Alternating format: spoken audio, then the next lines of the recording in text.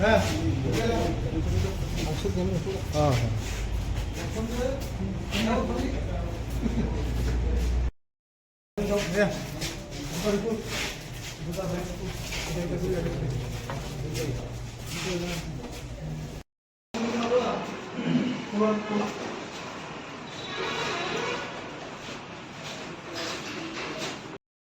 সুজিতের উপর আক্রমণের যে বিরুদ্ধে যে মামলা করা হয়েছিল, এখন পর্যন্ত কতজনকে আসামিকে গ্রেপ্তার করা হয়েছে এবং তাদেরকে কবে কোর্টে তোলা হইব এবং রিমাইন্ডার আবেদন চাওয়া হবে কি?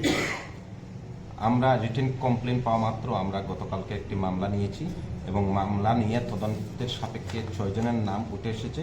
আমরা 6 জনকে অ্যারেস্ট করেছি এবং আজকে মহামান্য আদালতে আমরা ওদের ফরওয়ার্ড করছি 5 দিনের পুলিশ রিমান্ড চেয়ে। ওদের সাথে আরও কারা জড়িত আছে এখন পর্যন্ত কি জানা গিয়েছে? এখন পর্যন্ত 6 জনের নাম এসেছে। আমরা 6 জনকেই গ্রেফতার করতে সক্ষম হয়েছি এবং তাদেরকে রিমান্ডে আনে বাকি কারা জড়িত আছে আমরা তাদেরকে অবশ্যই অ্যারেস্ট করব। বর্তমানে সুজিত কীরকম আছে সেই বিষয়ে আপনারা গিয়েছেন এবং দেখেছেন? আমরা গিয়েছি, হসপিটালে অ্যাডমিট আছে, আমাদের আইও গিয়েছে এবং আমরা গিয়েছি এবং ওনার সাথে কথা বলে ওনার স্টেটমেন্টও আমরা নিয়েছি। কোন কোন জায়গায় আঘাত করা হয়েছে সেটা দেখেছেন আপনারা? ওনার পিঠে এবং শরীরের বিভিন্ন অংশে আঘাত হয়েছে। অস্ত্রগুলি উদ্ধার হয়েছে কি?